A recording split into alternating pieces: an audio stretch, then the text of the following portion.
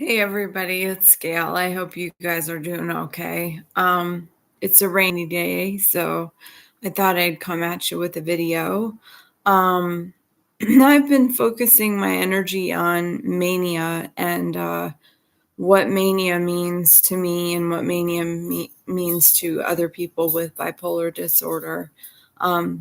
It is the episode that I experience the most because I have bipolar 1 disorder, and bipolar 1 disorder is characterized by having 4 or more episodes of mood episodes in a year's time. So I'm also known as rapid cycler. So I experience more than 4 episodes of mood episodes in a year's time. So I usually, when I'm not doing as well as I am right now, I'm usually having a mood episode every month or every 3 weeks.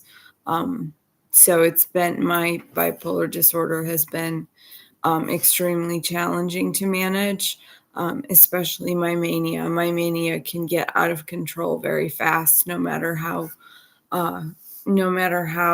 soon we put the brakes on it. It just seems like it just gets out of control so quickly, and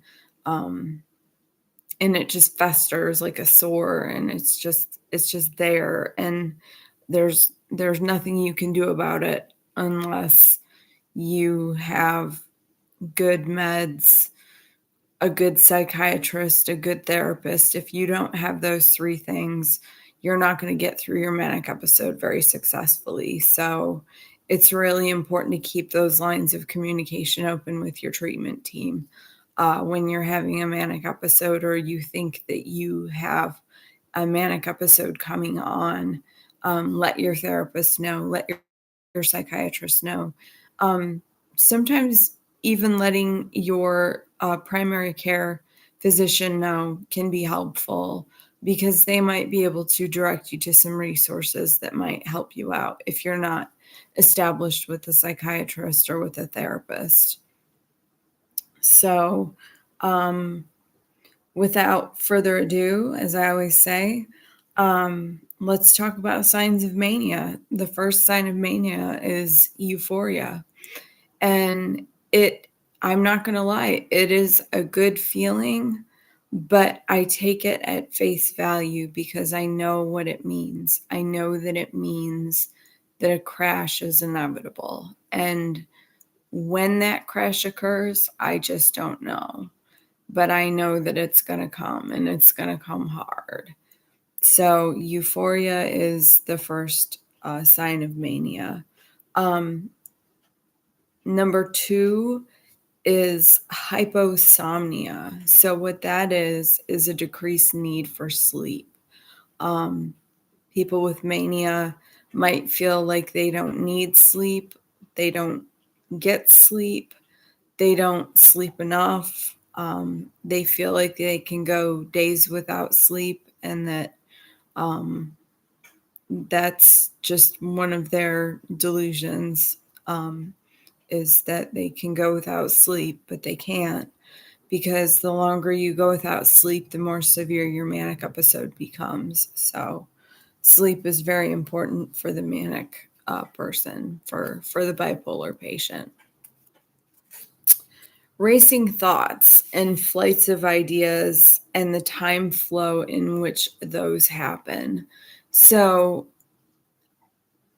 racing thoughts, a lot of different conditions can have racing thoughts as one of the symptoms, but racing thoughts with the bipolar person can sometimes mean ruminations, and that is thinking about the same thing over and over and over again. And it's almost a sign of obsessive compulsive disorder. It's almost a trait of obsessive compulsive disorder, and it can sometimes be misdiagnosed. But racing thoughts are not uncommon for people with manic episodes. Something that is called pressured speech, but that to me is just a fancy way of saying I talk fast. So, and I'm talkative. So when I'm manic, one of the first things that people notice about me that I might not necessarily notice about myself is that my speech is all over the place, and it is fast, and it is a lot. I talk a lot when I'm manic, and I'm annoying myself. It's annoying. I know my husband um, wants to go to bed, and I'm like, well, but I still want to talk. So, no, it's not funny. But I mean, when you hear me and you hear me go on and on and on and on and on about nothing, it like I am right now. Um, Geez, I might need to talk to a doctor. Hmm. Another uncommon, uh, not well known symptom or sign of mania is dilated eyes. Um, Not sure where that fits into the picture, so I'm going to skip over it because I've never noticed that before. Um, I don't look in my eyes when I'm manic to see if they're dilated. So, um, sometimes people can run a slight fever. I actually will get almost like a hot flash sometimes when I'm manic, and my body temperature does go up. I do get feverish if I have a hypomanic episode, especially in the summer, which is weird. Um, yeah, it's hot out, but the outside weather, shouldn't affect you if you're inside. But I get hot during the summer, and I'm perimenopausal, so I'm also getting hot flashes. So those are fun too. And you mix those in with a manic episode, and you've got yourself one hot mess of a woman. Okay. So slight fever, hyper spirituality, over spiritualizing things. I've noticed this with a friend of mine that has bipolar disorder, that she tends to over spiritualize things. Like, for example, she was on a game show one time and had said that, God had called her to this game show and that she was to win, $24,000. I think she said something like that. And she, of course, didn't end up winning anything, but she made it seem as though God was responsible for getting her on that game show. So not too sure about hyper spirituality. It's not something I experience. Okay. Reckless impulsivity. Yes, I have been known to participate in some dangerous activity. I'm not going to talk in depth about it because I don't want to. But reckless impulsivity, things you do things that you would never do otherwise. If you were in the right frame of mind, you would never do some of the things that you do when you're manic and you're reckless and impulsive thinking and you're not thinking. And so that's another symptom of mania. uh, Physical energy and physical strength actually increases. So when you go to the gym, you might actually be able to lift heavier weights. I've actually noticed that about myself, that when I'm manic, I do kind of get superhuman strength and can lift more at the gym. I've noticed that about myself. Um, that doesn't last for too long. That only lasts for maybe a couple days of the manic episode, but it does happen. It does happen. I'm proof of it. Um, Hypersexuality, being promiscuous. That's not something that I participate in. I'm not a hypersexual person. But there are a lot of people out there with bipolar disorder that participate in kind of deviant sexual behavior that they might not otherwise participate in if they were not in a manic state of mind. So that's just another one of the signs of mania. And it kind of correlates with that reckless, dangerous, impulsive behavior, hypersexuality, kind of connected to that. Grandiosity and confidence. Nobody feels more confident than the full-blown manic. And I am proof of that, because when I am full-blown manic and I am in a dysphoric state or a euphoric state, I can conquer the world. The world is my oyster, and I can conquer it, and I'm on top of it, and I'm on top of everything, and nothing can stop me. Nothing can stop me.